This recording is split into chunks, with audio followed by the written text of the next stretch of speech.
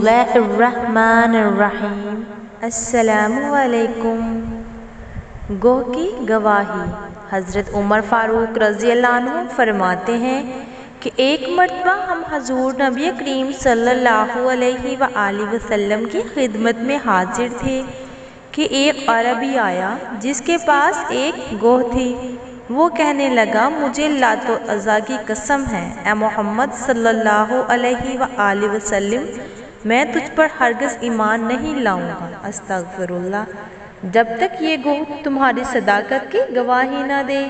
حضور نبی کریم صلی اللہ علیہ وآلہ وسلم نے فرمایا، اچھا تو سنو۔ پھر حضور صلی اللہ علیہ وآلہ وسلم نے گوہ سے مخاطب ہو کر فرمایا، اے گوہ بول۔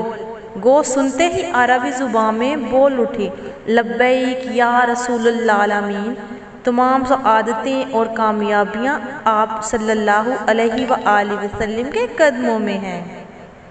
حضور نبی کریم صلی اللہ علیہ وآلہ وسلم نے گوہ سے پوچھا کہ تم کس کی عبادت کرتی ہو؟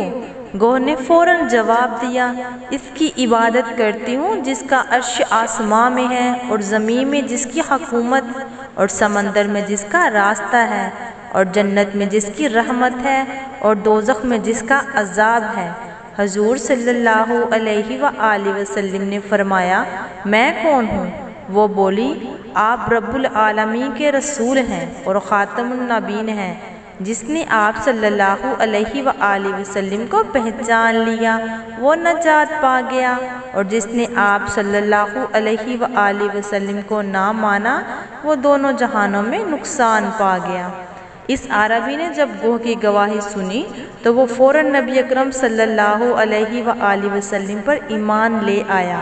حضور نبی کریم صلی اللہ علیہ وآلہ وسلم کی صداقت و عظمت کا اقرار اور آپ صلی اللہ علیہ وآلہ وسلم کے خاتم النبی ہونے کا علم جانوروں کو بھی ہے۔ پھر جو شخص حضور نبی کریم صلی اللہ علیہ وآلہ وسلم کی عظمت اور ختم نبوت میں شک کرے، اس سے بڑھ کر بدنصیب کون ہوگا؟